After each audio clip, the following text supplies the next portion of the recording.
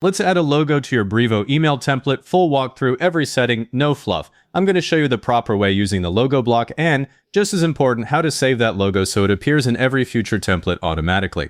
So, first thing, open your browser, head to Brevo and sign in.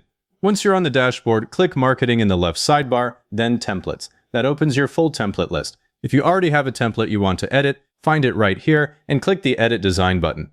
If you're starting fresh, click Create Template up top and choose Email. You'll land on a screen that asks you to pick an editor. Select Drag and Drop Editor, that's the one we want. The HTML option is there, but for adding a logo visually, you definitely want Drag and Drop.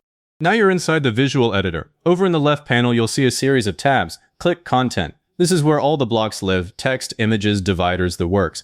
Scroll down past the common ones and you'll spot the logo block. It's a dedicated block Brevo built just for this, and I prefer it over a standard image block because it ties into the brand library later. Click and hold that logo block, then drag it onto the canvas. Drop it near the top, that's where a company logo usually sits.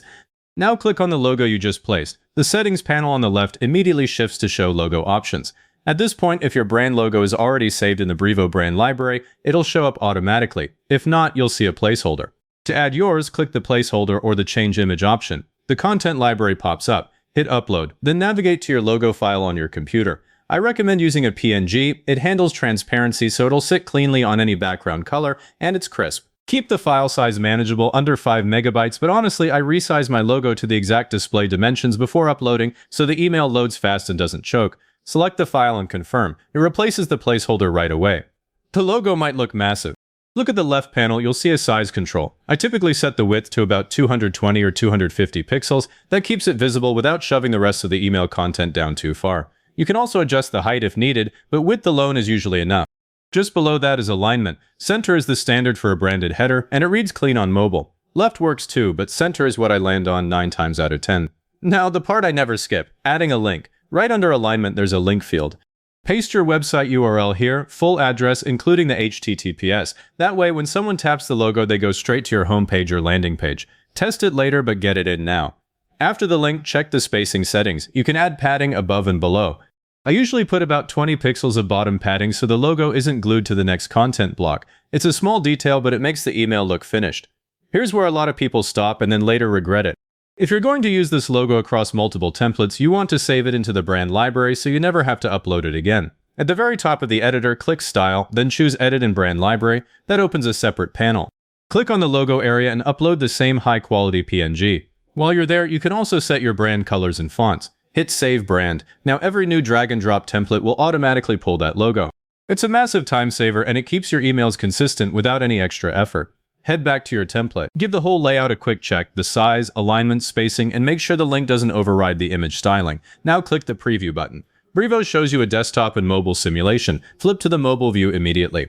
A logo that looks perfect on a big screen can overflow on a phone. If it's bursting out, dial down the width a little more. I've seen too many emails where the logo eats half the mobile screen and pushes the actual message way down. Not good. Preview is useful, but it's not the final truth. Send yourself a test email. Use the Send a Test button. Drop in your own email address and open it in your actual inbox. Check on your phone first, then on desktop. Make absolutely sure the logo loads. Sometimes a broken image link only shows up in live emails, especially if the file was renamed in the library. Verify the logo link works, the spacing looks right, and that the image isn't pixelated on high-resolution screens. If it looks blurry, go back to the editor, upload a version that's double the display size, then scale it down using the width control. PNG handles that scaling gracefully. Once everything's solid, save the template. The logo is now locked into the design for every email you send with it. I want to give you an alternate route in case the logo block feels too rigid. You can use a regular image block instead. Just drag an image block from the Content tab, drop it in, and select your logo from the Content library. You get more granular control over margins and no built-in link field, so you'd add the URL inside the image settings manually. I use this when I need the logo to sit inside a multi-column layout or need a specific backdrop. For most branding, though, the logo block is quicker and ties into the brand library.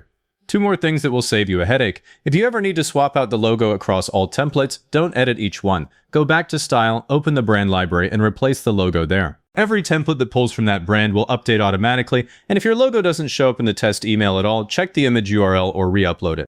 Sometimes dragging a file from the library creates a weird reference that breaks, but a fresh upload inside the email editor fixes it instantly. If this walked you through exactly what you needed, hit like and subscribe. It helps more people find the same guide.